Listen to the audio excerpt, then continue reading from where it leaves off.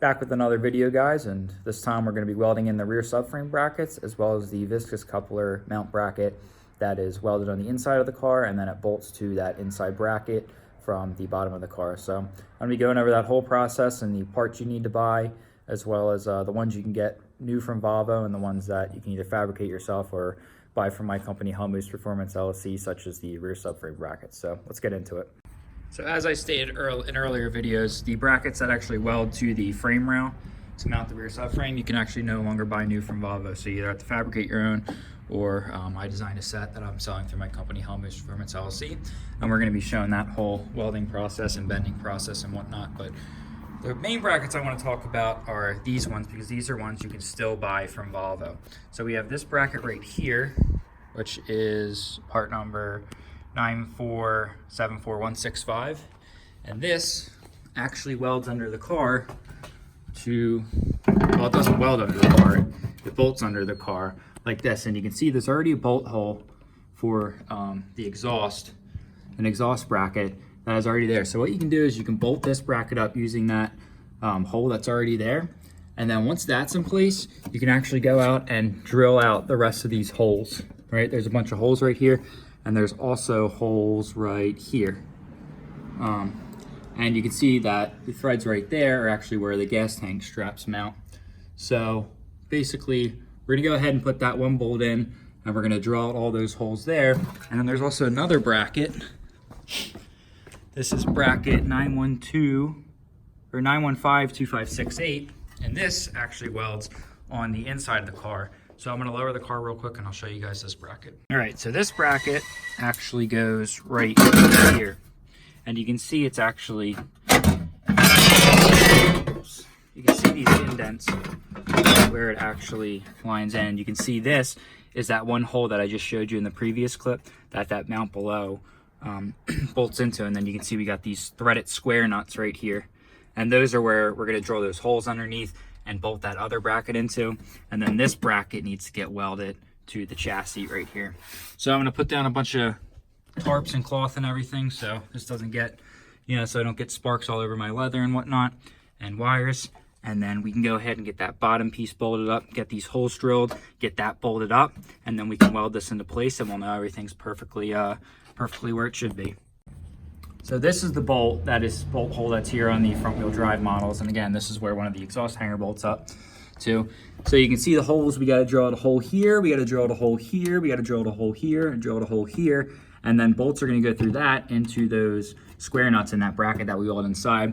And we also need to drill out a hole here and a hole here, because if we look at the stock bracket that came off my wagon, you can see there's these little weldless screws, or these weld-on screws that basically plug in through here, go through, and bolt on as well with a nut and washer. So you can see this viscous coupler mount, which is here. This is where the viscous coupler mounts to. We got a pretty solid amount of bolt holes, so should be bolted pretty steadily. So I'm gonna go ahead and drill these holes. We can line up that bracket on the inside, and we can mark up where we need to grind the paint off to do the welds. And we're basically just gonna do a bunch of stitch welds, weld here, weld here, here, here. I believe this is where you're supposed to do the welds, where these little indents are. And we'll get all the paint grinded off this and get that going. All right, so I elected to go with a 10mm drill bit. It's just about a little smaller than the size of this hole. I basically lined it up with the hole in the bracket and whatnot. So I'm going to test drill this one real quick, and then we'll double check that bracket fitment over there, and then we'll go ahead and drill out all these and everything and get all these holes bolted in. I also see there's a bunch of holes right here, so I wonder if I can also put a couple more bolts there to maybe even strengthen this up even more, but I don't know, we'll see. Let's get these drilled first. So I went ahead and center punched this already, so hopefully this just goes right through nice and easily.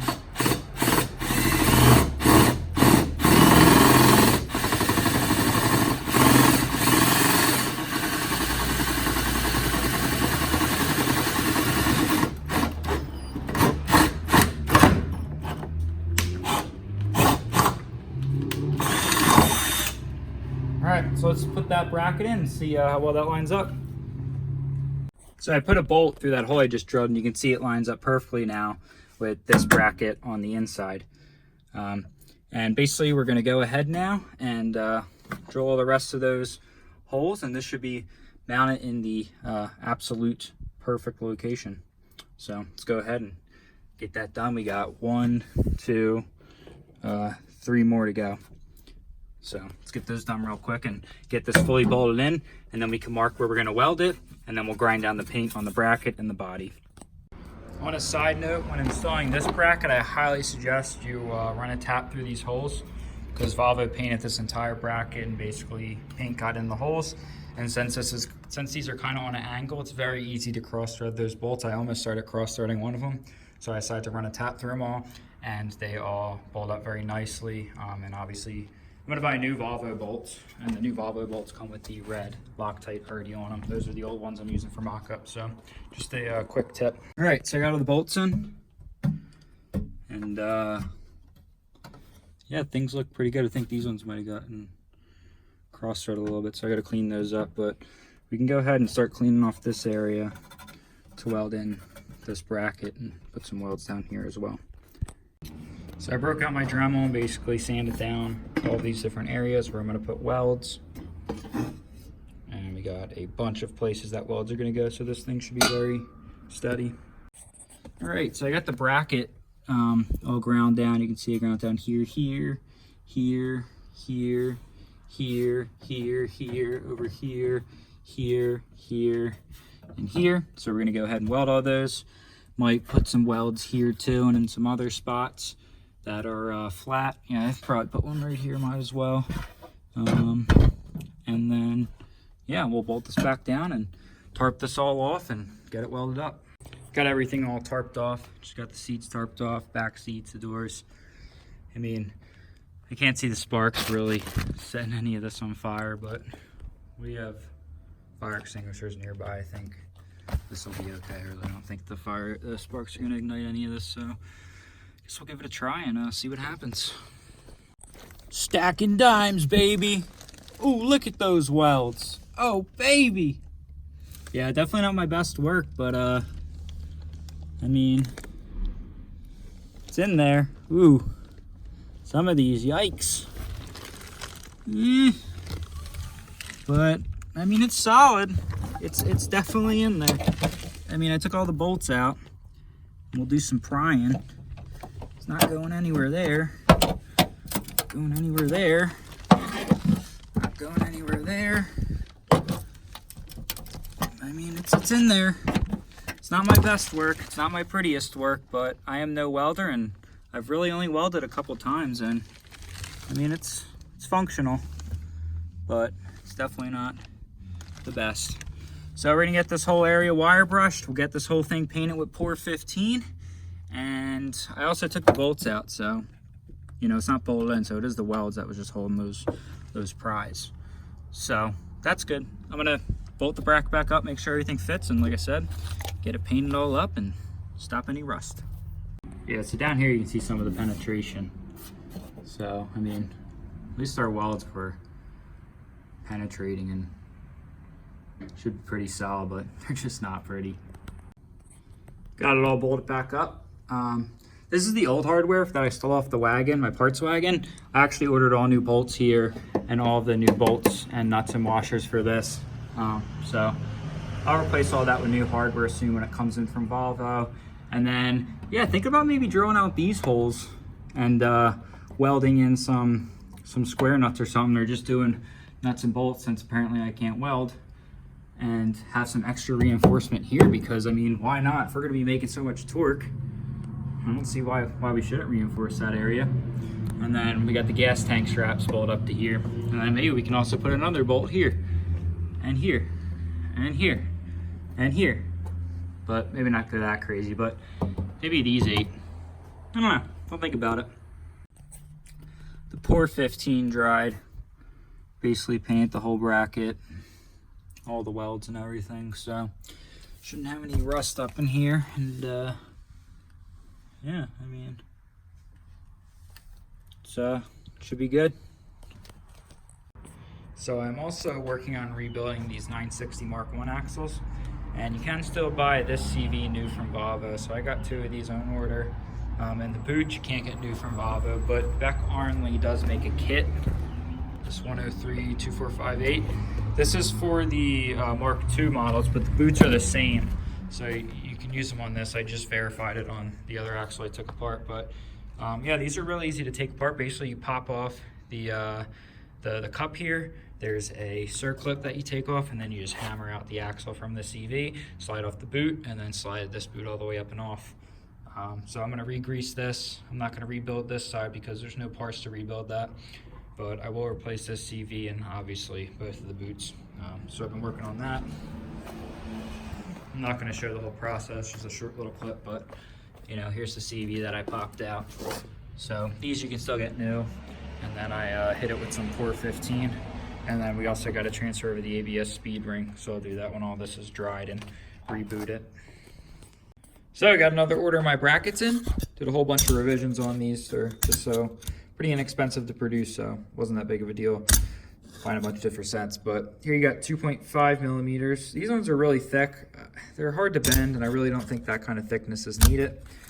And then here we got the 2 millimeter, and these bend easy. I mean, they don't bend easy. They bend, you know, they're easy enough to bend, but they're still going to be pretty sturdy. So I'm going to bend up a set of these 1.9s.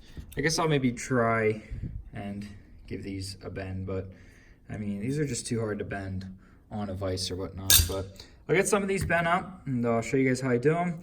We'll get the, I got a square nut we're going to weld on in the center, and then we can try positioning it up on the car, and hopefully my welds are going to be a little bit better on this because, you know, we got some clean steel and I'll be able to get a good ground on it. But I'm really going to try and grind off a lot of the coating on that, try and get a really good ground to the body for welding these brackets on. So let's get these bent up and let's get to it. So for these, I basically put them in the vise like this, and then it's pretty easy enough to just bend these with my hands a full 90 degrees and make sure you get this bottom edge right here perfectly lined up with this flat surface here. So you can see I got that bent at a perfect 90, and now basically we're gonna do this side, and then I have a little rig set up in my press over there to bend these side pieces. Next, I set it up in my press, and I put a screwdriver through those these bend relief holes, so that way this bends at a perfect, like a perfect crease, and then basically I just pump the bottle jack down until this folds at a perfect 45-degree angle. So I'm gonna flip it around, do the other side, and then we'll throw it in the vise and get it welded up and see how it comes out. So you can see how nice these bend because of the big stress release. So we'll get this put in the vise and we'll clamp it down so it closes up some of these gaps, and then we'll tack weld it up and also tack weld in the square nut. So I got the thing clamped down on my vise, and you can see how we closed up most of the gap here. We'll still have to fill some of that in with some weld wire, but got most of it closed. So I'm gonna go ahead and we'll throw a couple tacks on these, and or probably just straight up do the welds. We'll see how they come out. I mean, not too bad. See, I'm not that bad of a welder. Came out okay. Pretty good for brackets. Other side was a little more iffy, but we'll probably grind these down anyway and probably also hit them from the inside. Yeah, I mean, these came out a lot better. I'm getting better. I'm getting there. Came out quite a bit better. See the heat mark, so I got good penetration. I think setting's a little too hot, so I think I'm going to turn it down to low too. And I mean, we got pretty good penetration on the inside too. I got to rip that piece of wire off. Whoops, but not bad. I'm gonna call this one a success, and I'm gonna weld the nut on. So yeah, I got this one torqued up to 50 foot-pounds, so that square nut's holding in there nice. You can see I got plenty of boogers on there to keep it in. And obviously it rotated a little bit because it's not welded on the frame, so nothing's holding it straight. But yeah, it took 50 foot-pounds without that nut snapping, so, or without those welds, so that's in there. So yeah, let's get the other ones done. So yeah, I got all the brackets on the subframe. I mean, they really didn't come out that bad. You know, got them all nice knotted up there. But these are all torqued to 50 foot-pounds, so those square nuts are holding. I mean, not bad. They're strong. I'm happy with them.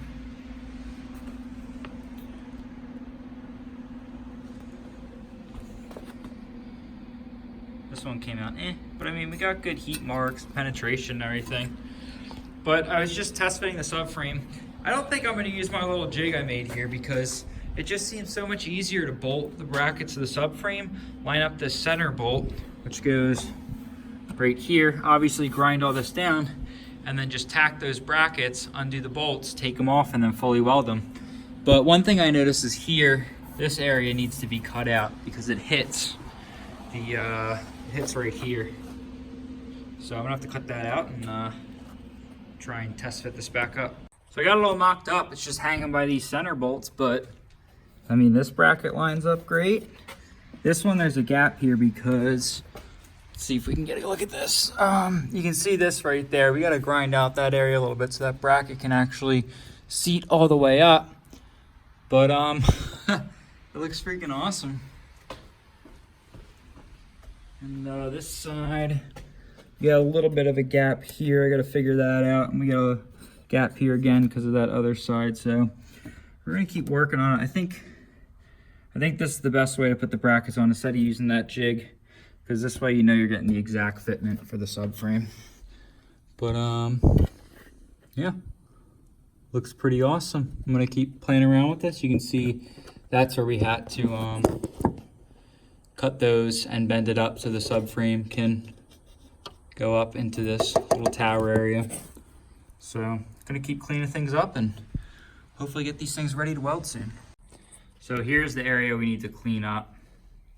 We're gonna need to just chop this here and probably pull this off because the wagon, pretty sure the wagon didn't have that.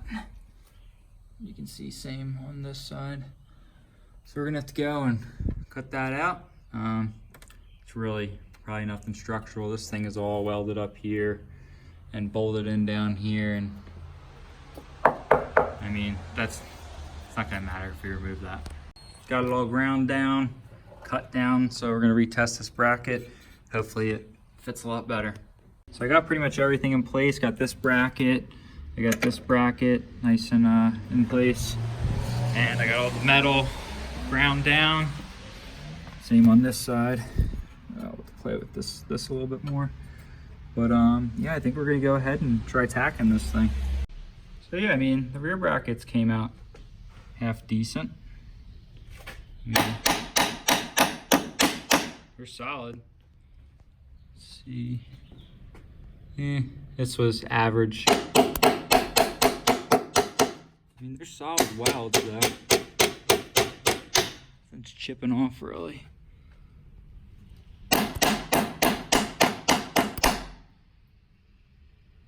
Came out okay. They're strong though. Wire, and it fixed all my problems. This stuff was spattering like crazy. This is junk, and it is mild steel gasless flux core. It must be bad or something. I don't know. I bought this new wire and it freaking welds beautifully. So I'm probably gonna go back and fix up some of the welds in the rear brackets, and hopefully the front ones I can make absolutely perfect. But man, this works so much better with new wire.